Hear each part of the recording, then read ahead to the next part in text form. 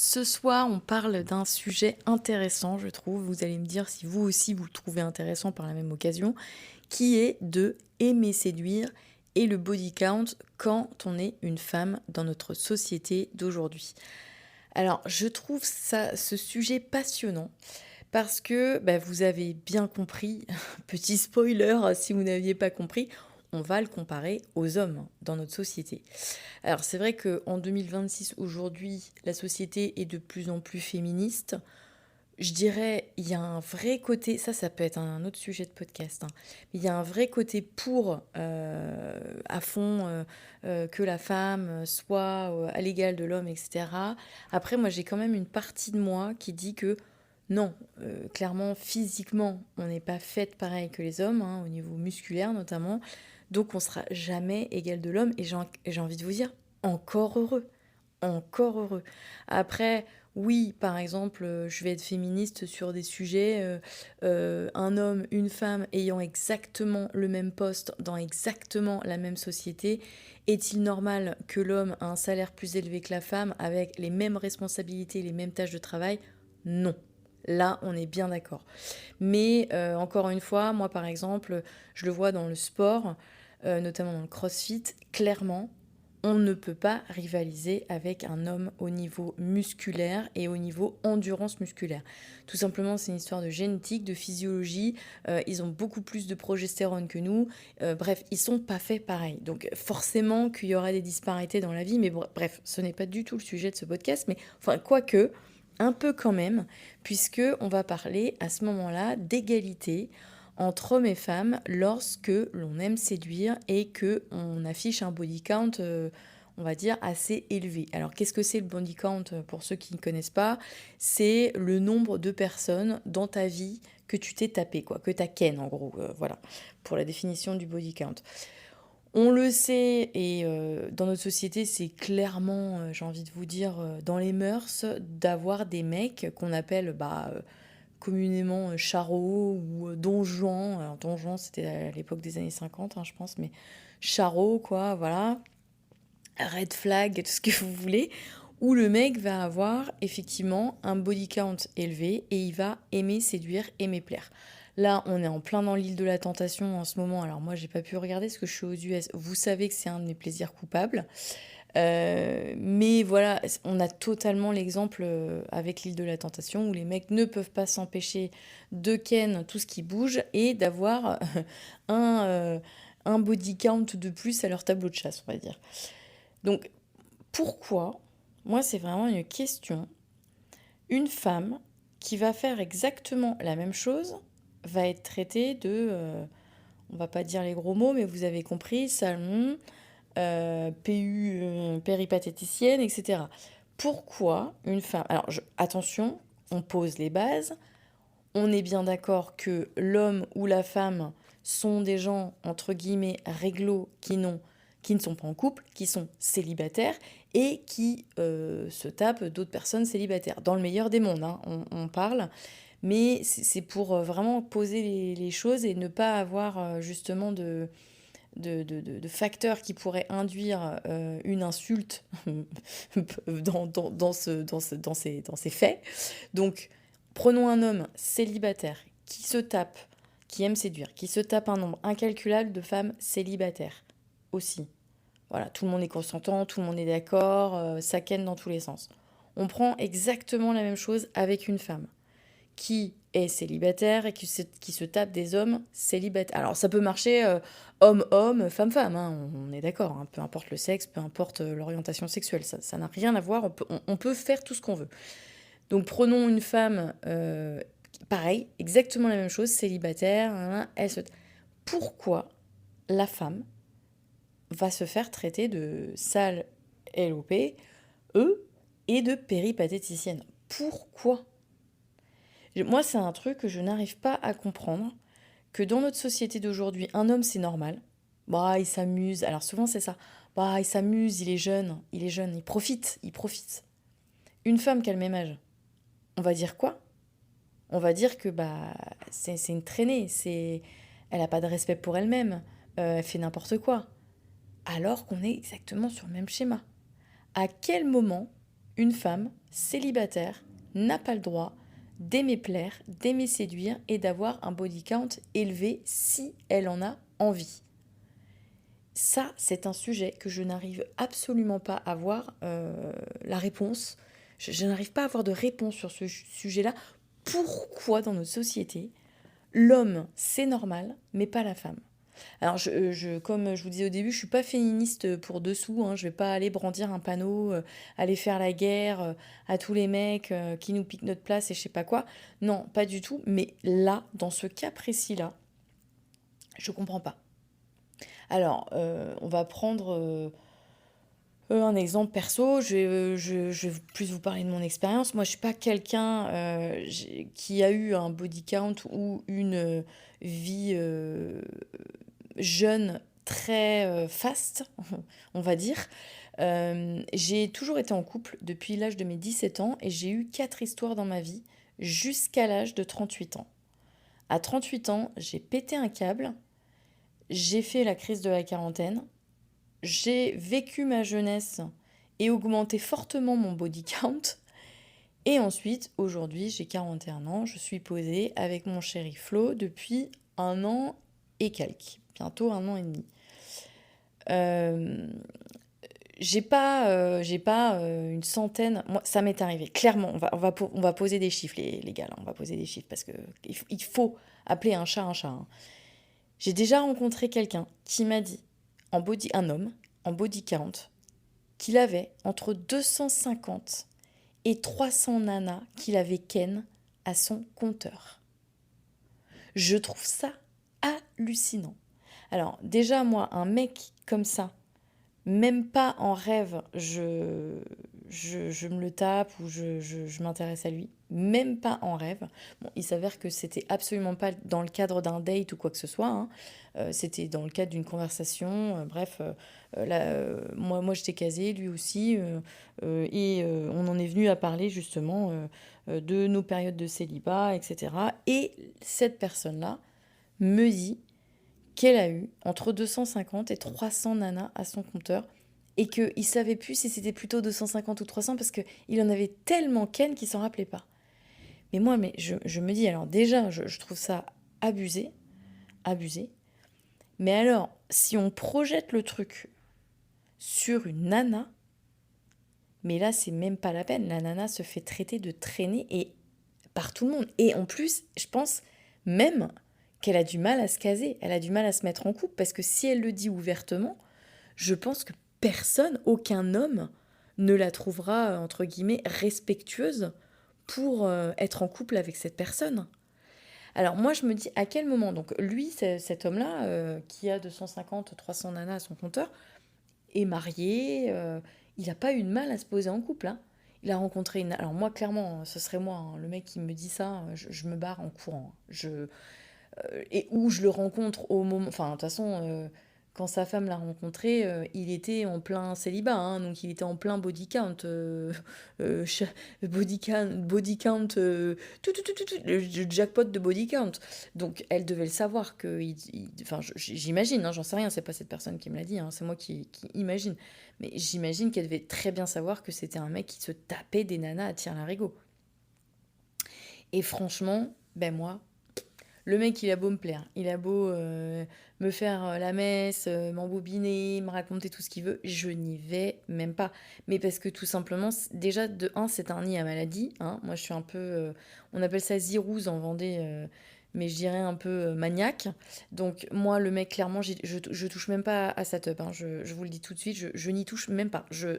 Même pas, je mets une main dessus, même pas, non, même pas à 10 centimètres le machin m'approche.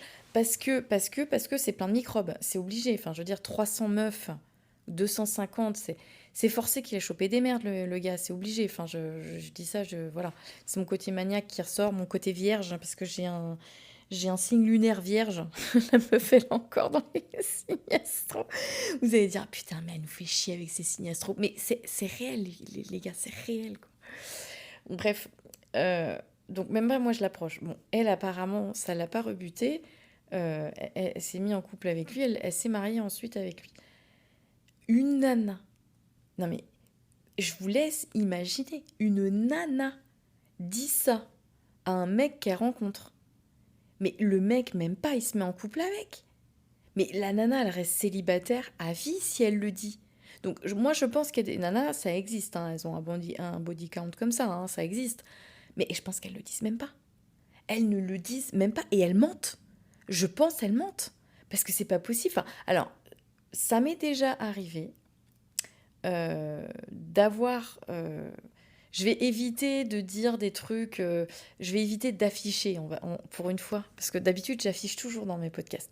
Mais là je vais rester flou, parce que j'ai pas envie qu'il y ait certaines personnes qui se reconnaissent ou quoi, ou que ça mette mal à l'aise certaines personnes. Mais j'ai rencontré, alors j'ai pas rencontré, mais j'ai rencontré quelqu'un qui avait rencontré une fille qui avait un body count très élevé. Alors, c'était pas 250, 300, mais c'était aux alentours de 100, 150. Cette personne-là qui avait rencontré cette femme-là, qui est un homme, m'a dit clairement que il la ken un soir et terminé. Et en fait, alors bon, il y avait plusieurs facteurs. La personnalité correspondait pas non plus, puisque cette personne, ce mec-là, c'était pas forcément pour avoir un plan cul, hein, à la base. Il l'avait rencontré dans une soirée, il s'entendait bien, il se plaisait bien, machin, machin.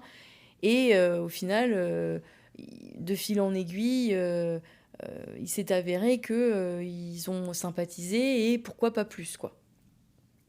Sauf que bah, quand tu veux te mettre entre guillemets avec quelqu'un, tu discutes, tu vois. Tu parles de ta vie, machin. Et sauf que bah, cette fille a dit à ce mec-là, euh, bah, son body count, quoi. Et en fait, bah, le problème, c'est que bah, ce mec, il lui a dit, bah, enfin, il lui a pas dit, hein, mais dans sa tête, il s'est dit, c'est mort. C'est mort. Jamais je me mets en couple avec elle. Donc, alors, je comprends. Moi, un mec me dit qu'il a eu même 150 meufs. Je me barre en courant. C'est forcément. Pour moi, j'ai des a priori sur des mecs comme ça, qui sont, pour ma part, qui ont toujours été fondés. C'est-à-dire que ces mecs-là, ce sont des charros, de toute façon. Donc le mec, il va se mettre en couple parce qu'il est amoureux de toi, parce que machin, tout ce que tu veux, il va rester réglo tout un moment, tout ça. On peut imaginer ça. Mais forcément, le mec, il ira ken ailleurs. C'est forcé. C'est génétique. Le mec, il a ça dans le sang. Pour enchaîner 150 meufs ou 200 ou 300 meufs, enfin, clairement, génétiquement, tu as besoin de plaire, tu as besoin de séduire, tu as besoin de te taper des meufs. Il y a un schéma derrière, il y a un schéma psychologique qui fait que le mec, il sera obligé de réitérer ça. Il a un manque de confiance et à ce que vous voulez. Ça serait intéressant qu'on me pose une question comme ça à une psy, hein. Faut que j'en trouve une sous la main, j'en ai pas, mais ça pourrait être intéressant de savoir pourquoi ces gens-là font ça, pourquoi ils multiplient autant. Alors, moi, du moment qu'ils sont heureux, je trouve ça très bien, puis ils font de mal à personne, et puis en plus tout le monde est consentant, je trouve ça très bien. Mais pour moi, jamais je me mettrai en couple avec un mec comme ça. Parce que pour moi, il recommencera, il me trompera, c'est obligé. Et je pars du principe que la nana, c'est pareil. Et du coup, ce mec-là qui avait rencontré cette nana-là, qui avait 150 mecs à son body count, il a pensé ça. Direct. Il s'est dit, non, c'est pas possible. La meuf, c'est pas possible, ça va pas marcher parce que forcément, j'aurais pas confiance. Il y a un moment donné, si la meuf, elle s'est tapée autant de mecs, c'est qu'elle a besoin de plaire, elle a besoin elle a besoin, quoi. C'est dans ses gènes, tu vois. Donc, je peux comprendre quelque part qu'un mec se mette pas en couple avec une nana qui a un fort body count, mais avouons-le, dans la société, une nana comme ça, tout de suite, on va penser quoi? Que c'est une SAL, OPE, ou une péripatéticienne, une traînée, tout ce que vous voulez, quoi. Et ça, c'est vrai que j'arrive pas à comprendre. Pourquoi on catégorise tout de suite une nana comme ça, et un mec, par contre, on va dire, bah lui, il s'amuse, quoi. Alors, moi, clairement, j'appelle ça un charreau, hein, voilà. Mais charreau, j'ai envie de dire, c'est gentil. La meuf, on va pas dire charotte, hein. Une charotte, c'est pas ça. Une charotte, pour moi, c'est une nana célibataire qui se tape un mec de temps en temps et puis qui aime bien plaire. Mais ça s'arrête là. C'est pas une nana qui a 300 mecs qui a son body count. Ça, c'est le level au-dessus, tu vois. Alors que le mec qui a 300 meufs à son body count, c'est un charreau, quoi. Il n'y a pas de mots au-dessus. Vous voyez ce que je veux dire? La société est faite qu'il n'y a pas de mots au-dessus. La nana, tout de suite, on va aller envoyer sur les grosses insultes, les gros trucs, quoi. Euh, Quand bien même que le métier de péripatéticienne, je respecte totalement ce métier-là. Mais c'est une insulte à la base. PUTE, les gars, hein. Donc, je trouve ça triste et dommage qu'on n'ait pas le même statut en tant que femme et homme. Et autant que je ne conçois pas me mettre avec un homme qui a autant de femmes à son actif et inversement. Je peux comprendre que les hommes n'aient pas envie, ceux qui veulent se mettre en couple et qui cherchent vraiment à construire quelque chose, une famille à deux, hein, pas obligé d'avoir des enfants, mais une famille, avoir des projets, etc. Une nana qui a 150 mecs à son compteur, ça rebute, quoi. Forcément. Mais pareil qu'un homme, en fait. C'est pas parce que c'est une femme que c'est différent. Et c'est ça que j'arrive pas à comprendre dans la société. C'est quand c'est une femme, c'est pas normal. Elle a un problème. L'homme, il a pas un problème. Il veut s'amuser. C'est pas grave. Non, mais moi, je trouve que l'homme, il a un problème aussi. Mais bon, au passage, voilà. Donc, moi, ça me vient à cette réflexion. Ces femmes-là ou ces hommes-là, ils aiment séduire. On est d'accord. Euh, Est-ce que par la suite, quand ils se mettent en couple, ils peuvent être fidèles? Alors, pour moi, j'ai la réponse. Je pense que non. Je suis persuadée que non. Mais c'est ma vérité, encore une fois, hein. C'est pas la science infuse, les gars. C'est mon avis. J'aimerais savoir s'il y a des personnes qui écoutent ce podcast et qui ont un body count élevé. Alors, on n'est pas obligé d'atteindre des 200, des 300, les gars, hein. On peut tout simplement avoir un body. Moi, je dirais qu'à partir de 50, déjà, on est dans le dur, là, hein. On commence à. Ouais. On commence à y aller là. À 50, moi je trouve que c'est pas mal déjà, hein. Autant pour un homme que pour une femme, hein. Donc, on va dire à partir d'un body count de 50. Si vous vous reconnaissez, est-ce que aujourd'hui vous êtes en couple? Est-ce que vous avez été déjà en couple longtemps ou pas longtemps? Est-ce que vous avez été fidèle? Est-ce que vous êtes fidèle? Est-ce que vous ne pouvez pas vous empêcher de tromper l'autre personne? Voilà, ça m'intéresse. Donc, si vous voulez me faire des retours, ils sont vraiment les bienvenus parce que, alors, il n'y aura pas de jugement, quoi que ce soit.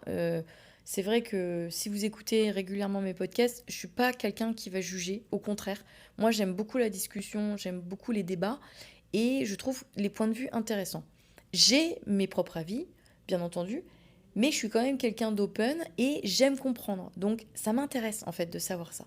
Voilà, petit aparté. Donc, n'hésitez pas à m'envoyer un MP, un DM sur Insta, ponycorn-le-blog ou ponycorn-lifestyle, ou vous mettez, si vous avez envie de le dire à la communauté entière, un commentaire sous ce podcast. Et puis, ben, comme ça, on ouvrira le débat. Ça peut être très intéressant. Ça peut être très intéressant. Je peux pas m'empêcher de faire le parallèle avec mon expérience. J'ai envie de vous parler de ça. Alors pourquoi? Parce que je pense que euh, c'est quelque chose qui est un peu tabou dans la société quand t'es une femme et que t'aimes séduire. Parce que moi, c'est le cas. Je suis une femme, j'aime séduire. Encore une fois, j'ai pas un body count de 50 mecs, hein. Je vous arrête tout de suite. Je vous spoil tout de suite la suite. Comme je vous ai dit, j'ai connu 4 histoires dans ma vie sérieuse, enfin 5 avec Flo aujourd'hui. Et de 38 ans à 40 ans, je me suis, entre guillemets, amusée. Mais clairement, bah, on peut donner des chiffres, hein, on n'est pas là pour... Enfin, moi, j'ai rien à cacher, hein, franchement. Je crois, alors j'ai pas les chiffres exacts en tête, mais je crois que je dois être à 10, 15 hommes maximum. Vraiment. Alors 15, je pense que c'est le très grand maximum. Je pense qu'on est plus proche de 10, 12, mais j'ai plus trop les histoires en tête. Donc voilà, déjà je trouve que c'est conséquent pour ma part. Parce que, comme je vous le disais, j'ai toujours été en couple de mes 17 ans à mes 38 ans, avec des phases de célibat très très très courtes. En gros, quand je laissais tomber un de mes copains, c'était pour me mettre en couple avec quelqu'un d'autre très rapidement. Donc j'ai jamais été célibataire plus d'un mois, on va dire. Et à 38 ans, j'ai donc fait ma crise de la quarantaine. Pour schématiser, pour les personnes qui n'ont pas écouté mes podcasts d'avant, j'ai été en couple libre à l'époque avec mon mari pendant à peu près 6 mois, 1 an. Et ensuite, on s'est séparés et j'ai été célibataire pendant à peu près 1 an et demi, 2 ans. Et aujourd'hui, donc ça fait 1 an, bientôt 1 an et demi, que je suis avec mon chéri Flo et ça se passe très très très bien.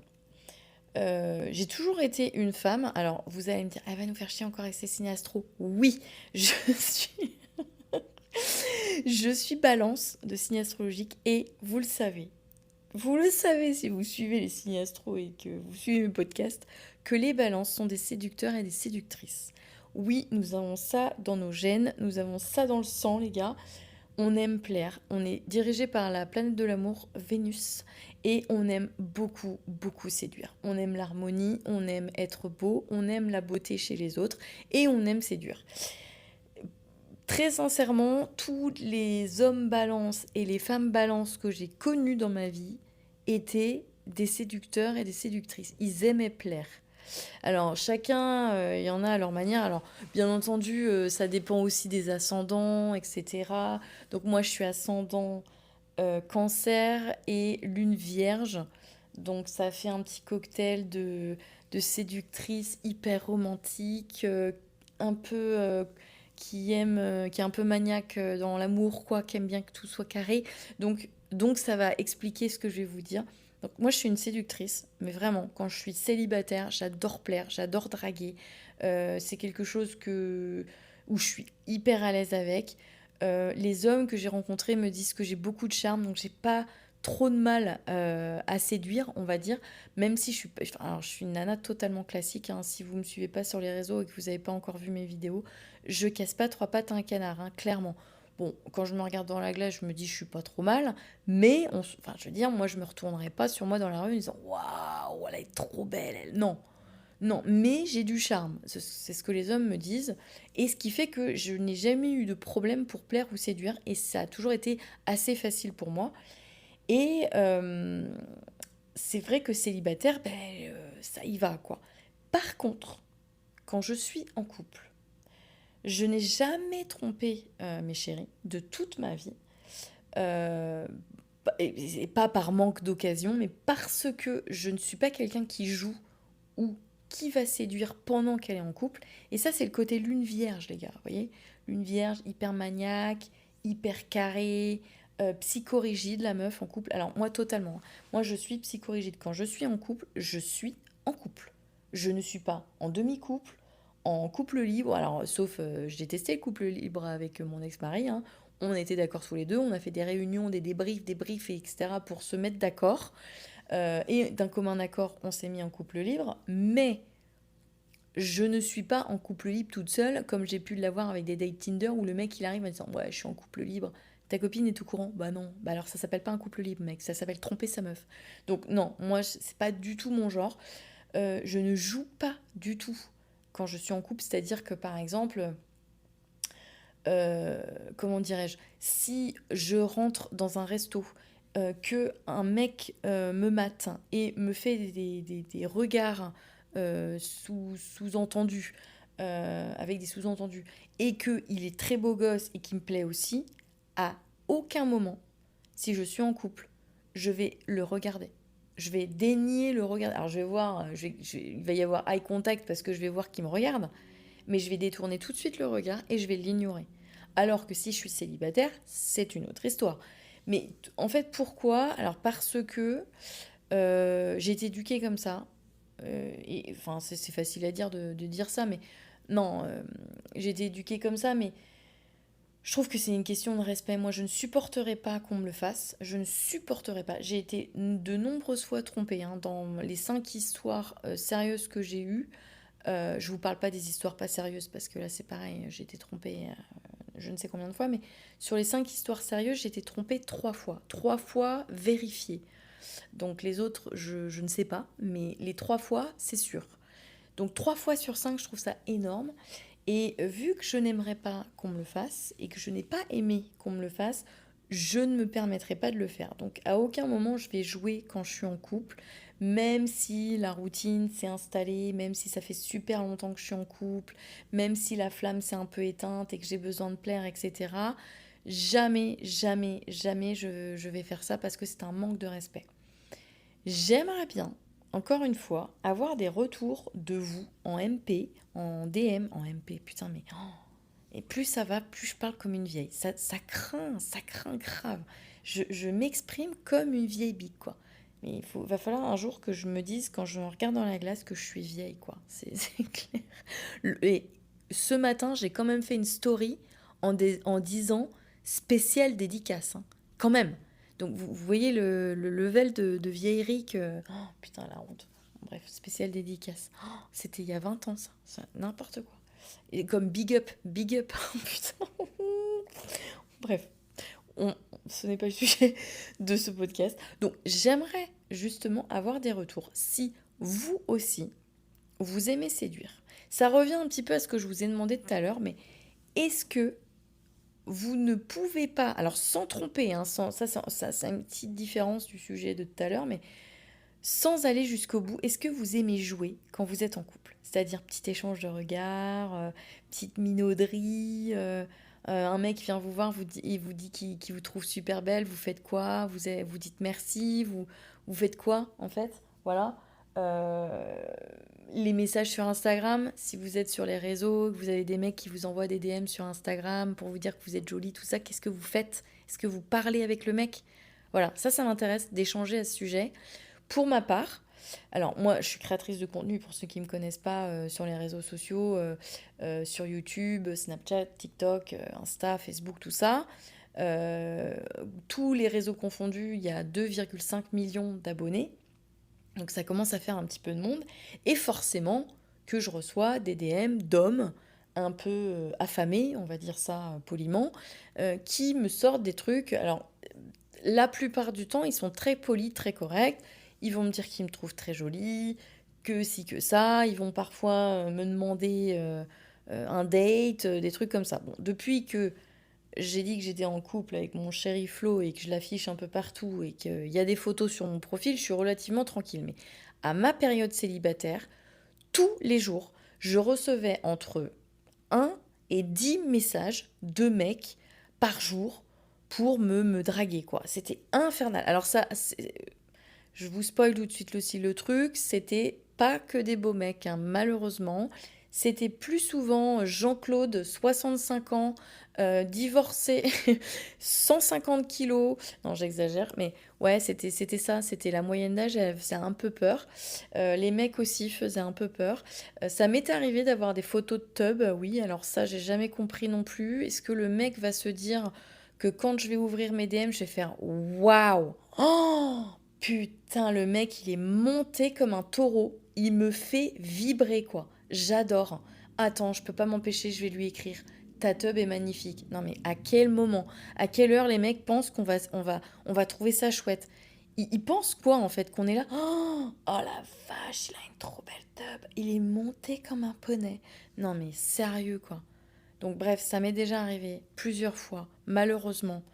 Mais la plupart du temps, c'est très correct. Moi, clairement, hein, quand ça m'arrive, je ne réponds pas. Alors déjà, c'est vrai, je ne réponds pas aux hommes. C'est, alors c'est très rare. Si vous êtes un homme et que vous écoutez mes podcasts et que vous avez déjà envoyé un DM et que je vous ai répondu, c'est très rare. Parce que je trouve ça hyper malaisant. Parce que souvent, je sais pas pourquoi, alors peut-être que ça n'a rien à voir justement avec de la malaisance, hein. Les hommes peuvent être... Alors, c'est pas sur Ponycorn le blog souvent que je reçois des mails, enfin des DM d'hommes, parce que j'ai deux comptes. J'ai Ponycorn le blog où je vais faire des sketchs, où je vais jouer des personnages, je vais faire un peu d'humour sur le monde équestre. Et Ponycorn Lifestyle, ça va être plutôt sport, lifestyle, comme son nom l'indique, voyage, outdoor et tout ça. Où là, je vais être en tenue de sport, en petite brassière, en machin, en bidule, crossfit, blablabla, voyage et compagnie. Donc, bizarrement, je reçois jamais, mais alors clairement, hein, clairement qu'on se le dise, hein, je reçois peut-être 1 sur 100 messages de mecs sur Ponycorn le blog avec les sketchs. Par contre, sur Ponycorn Lifestyle, je reçois peut-être 30% de messages d'hommes. Donc c'est beaucoup plus d'hommes sur Ponycorn Lifestyle. Alors, moi, je trouve ça malaisant, parce que c'est vrai que sur Ponycorn Lifestyle, je fais du sport, donc je suis en brassière. Moi, je fais beaucoup de sport en brassière, je fais pas de sport avec un t-shirt parce que j'ai tout le temps trop chaud. Je suis en short la plupart du temps, quand il est l'été, et sinon en legging, donc très moulant, etc. Souvent, je reçois des messages d'hommes qui réagissent à ces stories de sport, et ça me dérange. Mais vraiment, parce que je trouve ça malaisant en fait. Un homme pour moi qui envoie... Alors ça rejoint le podcast que j'ai fait sur le micro-cheating, la tromperie. Vous l'écouterez si vous ne l'avez pas écouté. Mais pour moi, un homme qui envoie des emojis cœurs, euh, des, euh, des petits messages encourageants, machin, un peu filou, tu vois, le genre... euh, bref, j'ai pas d'exemple comme ça à vous donner, mais je suis sûre que vous voyez ce que je veux dire. Le mec un peu relou, tu le vois venir à 15 000, tu vois. Et en fait, moi, ce qui me dérange, c'est que la plupart du temps, sur leurs photos de profil, les mecs sont pas tout seuls, quoi. C'est-à-dire qu'ils ont des femmes, des gamins et tout le bordel. Et moi, ça, je supporte pas. Moi, je me mets à la place, en fait, de la femme de ce mec, et je me dis, si mon mec envoyait des emojis cœurs et des superbes la petite tenue de fitness. Waouh, tu soulèves lourd. Dis donc, on te voit bien, on voit bien ton cul ou je sais pas. Ils sont jamais trop vulgaires, tu vois. Ils disent pas ça, mais tu vois ce que je veux dire, des sous-entendus comme ça et tout. Moi, je supporterais pas. Je pèterais un câble. Je trouve ça ignoble. Je trouve ça irrespectueux. Et c'est vrai que je ne réponds pas aux hommes sur Insta. Donc moi, c'est clairement, je ne joue pas même s'il n'y a rien en fait, mais je sais qu'il y a des femmes qui aiment ça, qui aiment que les hommes commentent, qui répondent aux hommes, que ce soit en commentaire ou en DM, hein, voilà, et qui entretiennent ça. Et je sais qu'il y a des femmes sur les réseaux, dans le lifestyle et dans d'autres types de comptes, qui ont un public essentiellement masculin et qui l'entretiennent, qui vont se mettre dans des positions, enfin bref, qui vont aguicher quoi. Moi, je peux pas faire ça. J'aime plaire, hein, pourtant, hein, comme je vous l'ai dit, je suis une séductrice dans l'âme. C'est vraiment un de mes traits de caractère de base. Mais à partir du moment où je suis en couple, à aucun moment je vais le faire. Même sur les réseaux. Alors, je dis pas quand j'étais célibataire sur les réseaux que je le faisais pas un peu. J'ai jamais été trop expressive sur les réseaux parce que j'avais une image à tenir et que ma vie perso ne regardait pas ma vie professionnelle parce que c'est mon travail en fait, les réseaux. Donc, il y a un minimum de respect à avoir. J'étais pas là pour trouver. C'était pas pour moi mes réseaux, c'est mon job, hein, c'est pas Tinder. Donc, oui, forcément que j'étais plus libérée quand j'étais célibataire sur mes réseaux que aujourd'hui en couple parce que je n'ai pas envie de manquer de respect à mon chéri et me manquer de respect aussi puisque je suis en couple en fait. Donc je ne suis pas du tout open en fait à aucun moment quoi. Et je veux pas que les gens le pensent, c'est surtout ça. Et c'est vrai que non, clairement, je vais pas répondre aux hommes.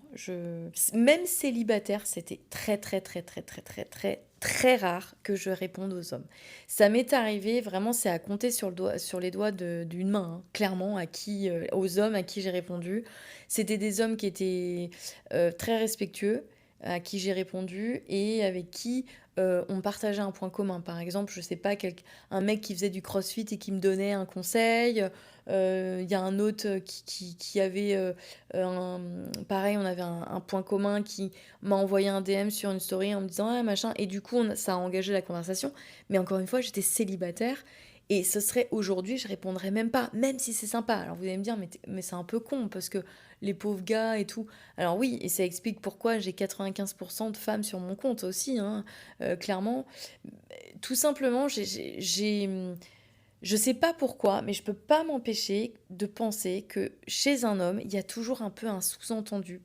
Alors, si vous êtes un homme et que vous me suivez sur les réseaux et que c'est pas le cas, ben, envoyez-moi un DM, j'y répondrai cette fois.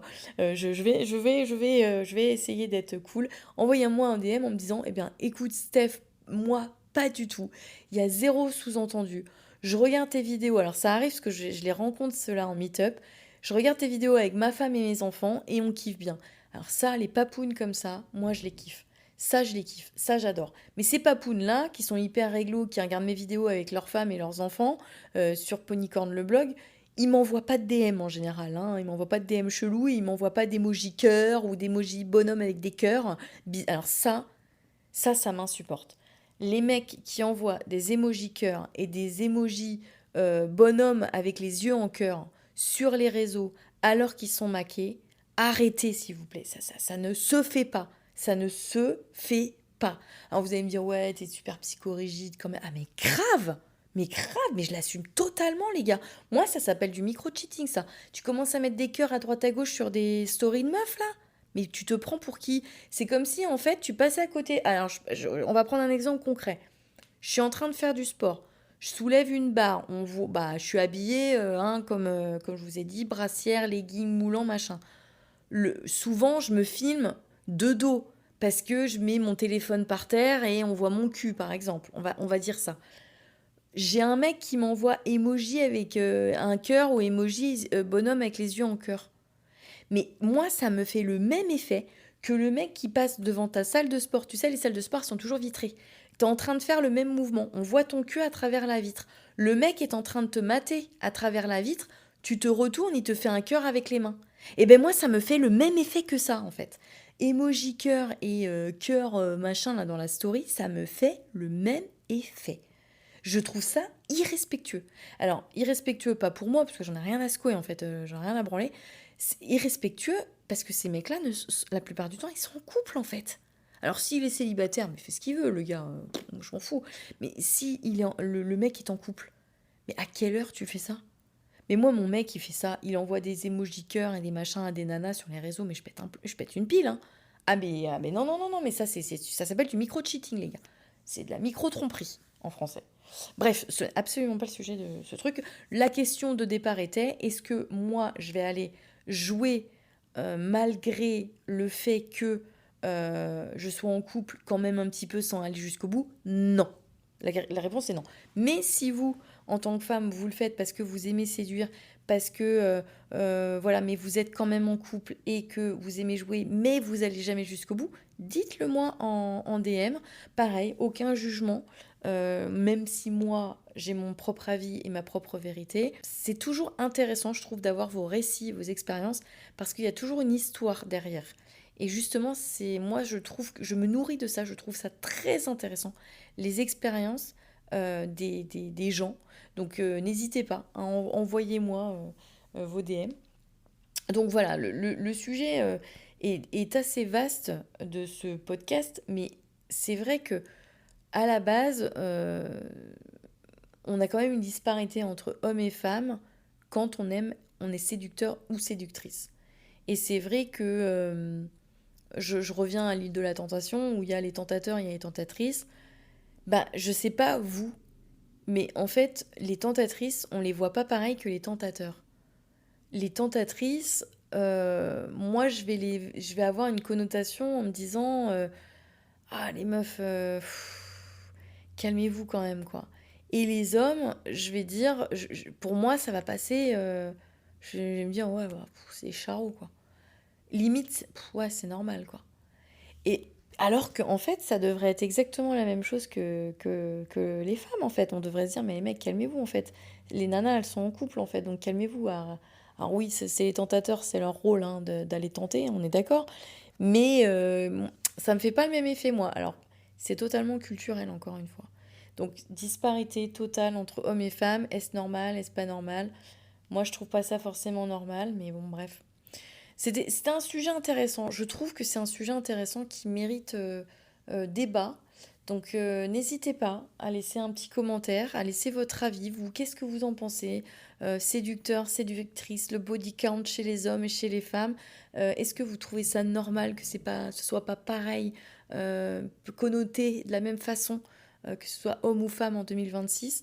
Laissez-moi votre avis, ça m'intéresse en commentaire.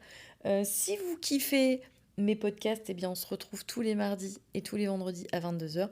Et si vous avez vraiment kiffé ce podcast, je vous invite à mettre 5 étoiles au podcast. Ça me fera hyper plaisir. Et on se retrouve mardi ou vendredi prochain pour un nouveau podcast. Salut!